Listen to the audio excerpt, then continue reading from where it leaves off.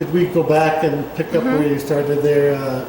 Do you remember the question? Yeah, the best things about living in another country for me is just kind of, I guess, adapting to other cultures, to learning about different places, opening your eyes to that there's this other world out there, and traveling and the beauty of it. Definitely now just getting to build relationships with people that have a completely different upbringing than I had, and just see how beautiful, I guess, other cultures can be. So do you find it to be a continuing learning experience for you? Definitely. Yeah, definitely. Especially as the language progresses and I can communicate myself better. Yeah, definitely. Have you, when you mentioned that you went back to the States from some of your other previous experience, talk about that a little bit. Going back to the States? Yeah, some people find cultural reentry is more difficult than cultural. Absolutely, that was what I was about to say. I think, I've had people tell me they've gone to another country and they've experienced this culture shock of something they never experienced before, but I think the biggest culture shock I've ever had was moving back to the States and just kind of revisiting the routines that we tend to get into there, and the materialism and shopping and prices and showing off your cars and whatnot. And it's just, I feel like there's this huge sense of freedom from that here that I enjoy. It's called re-entry shock, and I mean, after living overseas for many years myself personally, and many other people's stories, you go back to your hometown, and the people there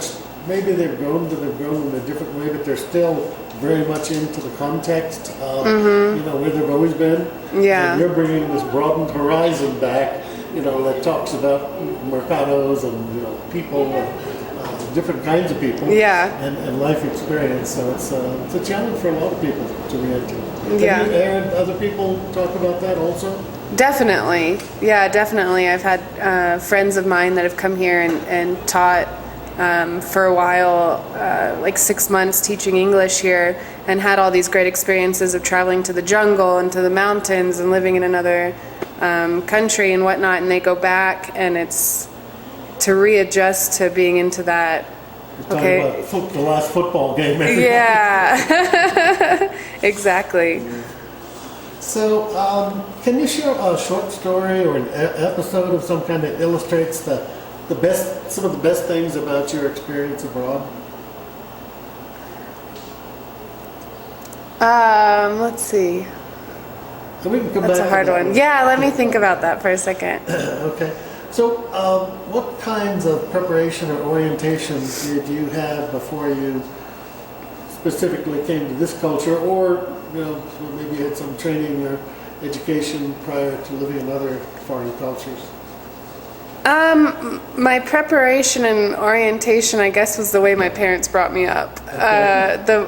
They kind of fully immerse us in different cultures and different living situations and stuff like that. So at a young age, I was kind of exposed to what it's like to be in an environment that you're not completely comfortable with. But as far as classes or anything like that, I didn't have any orientation. And you didn't study Spanish before you came? No, Okay. no. Yeah, it was one of those decisions in high school that I regret. Yeah, I was told to study, or not to study Chinese when I was in graduate school, because I would never get a chance to go to China. I ended up spending 10 years in China. Oh my gosh. Not knowing it. So, sometimes it's important to take advantage of educational situations. Do you have a most interesting story or story that you've heard about Americans living overseas or in this culture that illustrates something about overseas adjustments? I think the thing that I hear daily in the cafe that is the main thing that people are frustrated and having to get adjusted to is what we called growing up as island time in Hawaii. In Ecuador, Ecuadorians are never on